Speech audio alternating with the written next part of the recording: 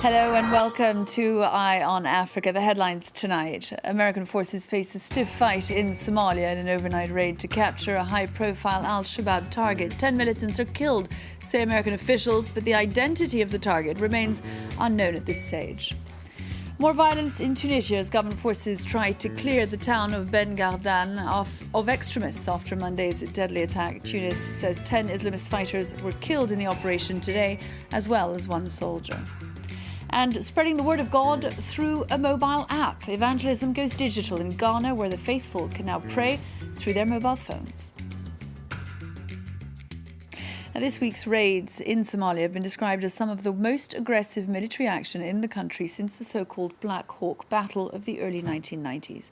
After the raid earlier this week, in which more than 130 Al-Shabaab militants were apparently killed by American forces, U.S. officials have now confirmed that American forces have taken part in a raid on an Al-Shabaab-controlled town southwest of Mogadishu.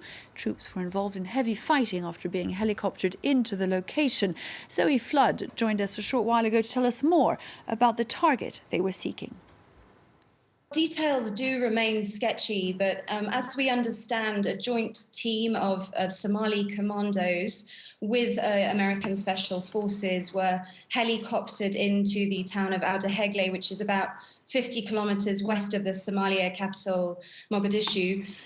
This town is in territory controlled by Al-Shabaab, and it seemed that overnight these forces were dropped in, some kind of firefight ensued with Al-Shabaab militants on the ground. The casualty figures are also contested. Al-Shabaab is suggesting that only one militant died in the ensuing firefight. US and Somali officials are claiming between 10 and 20 militants were killed.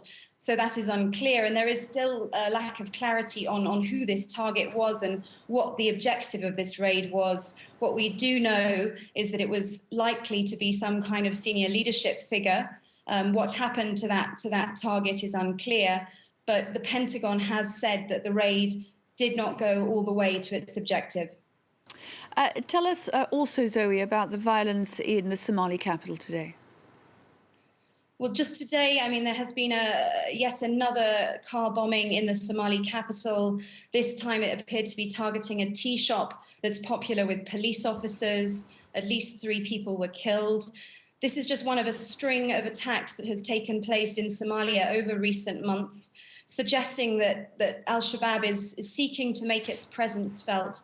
And this may be indicative in the raids that are happening now that the US is in and the Somali national government are very concerned about the threat that Al-Shabaab is posing and the level of activity and aggression in recent raids by the militant group.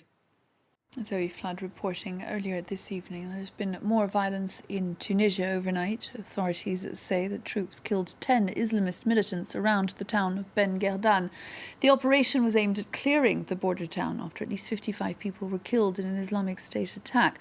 On Monday, our correspondent Sandro Lucien spent the day in the city and told us more. It's a true manhunt, and the manhunt has been going on for 3 days now because the authorities and the security forces believe that many jihadists are still at large. 10 of them, you said it, were killed today. We saw a house today where the walls were full of bullet holes. In this house this morning, the security forces that stormed the house found one jihadist, one presumed jihadist. He tried to flee, and he was then killed. Nearby. This has been happening a little bit all over the region and all over the area over the past 3 days, and also thanks to the people of Ben Guerdan. That's at least what a security source told us today. He said that the people of Ben Guerdan are helping the security forces to find the presumed jihadists, also because these jihadists may be, for some of them, originating from Ben Guerdan or at least Tunisians. Niger is tonight in the grips of a political crisis with just days to go before the second round of the country's presidential election. Yesterday, the opposition coalition announced that its jailed candidate, Hama Amadou, would be boycotting the runoff race against President Mahamadou Issoufou. It's planned to go ahead on March 20th. The government says that the ballot will go ahead as planned, despite accusations that the electoral process has been unfair. Here's Ben Barnier with more. Niger's opposition bows out of the presidential race. The coalition said it will boycott the runoff, scheduled for March 20th. The political opposition gathered under the COPA 2016 group decided to withdraw from the electoral process. The opposition holds President Issoufou Mahamadou and the Constitutional Court responsible for Niger's social and political decline. The opposition says its candidates were not treated fairly. The main opposition candidate, Hama Amadou, had to campaign behind bars, where he remains on charges of involvement in a controversial baby trafficking case. The opposition also claims the first round's results were not officially announced. Allegations shrugged off by Niger's government. Their main issue is they know they're going to lose, with 36% of the vote and without any possibility to gain traction, or that their own opponent will withdraw. I do not see how they could possibly win. I am aware of it, and so are they. We will participate in the March 20th runoff with or without them. Let's make it clear. We are on the right track to participate and win this election. The opposition's decision should leave an open field to the incumbent president, Mahamadou Issoufou, who is seeking a second term. But some people in Niger fear this boycott may further destabilize the country. In Zimbabwe, protesters have taken to the streets to mark the first anniversary of the disappearance of an opposition activist, Itai Dzamara. The leader of an anti-government campaign group was seized a year ago by unidentified men and hasn't been heard from since. Robert Mugabe, who's led the country, of course, since 1980, has been accused of cracking down on opposition and of smothering democracy. Among those demonstrating today, the opposition leader, Morgan Tsvangirai. Itai Dzamara's disappearance represents the unacceptable face of this regime, the unacceptable face of a government that just embarks on abducting people just because they have a different view.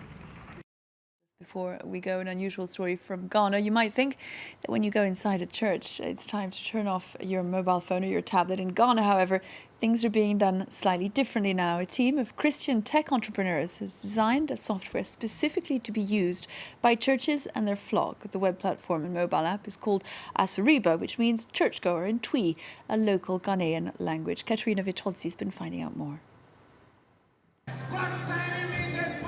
Preaching the word of God is coming to me.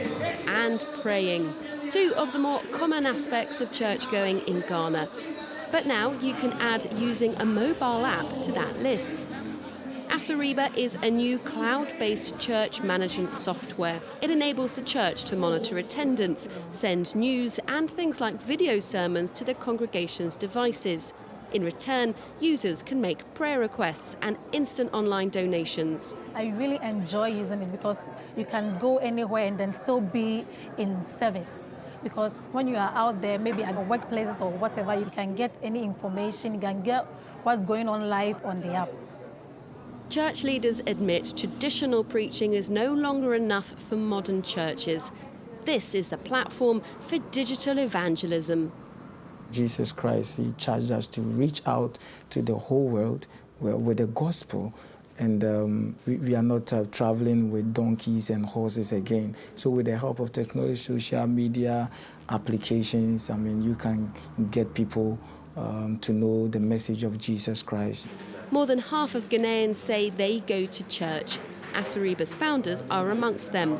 They believe their faith has been a unique selling point when promoting the software. Being Christians and understanding these values and having very common shared values places us at a much more better point than just any software company building.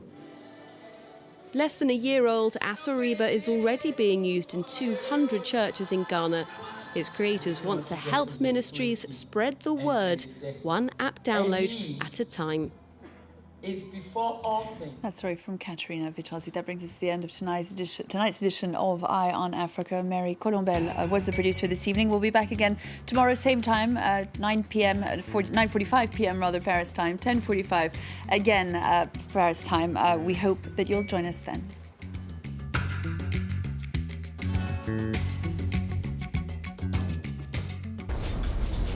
Focus.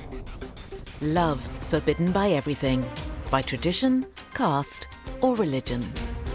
8 couples, 8 different countries, 8 impossible love stories.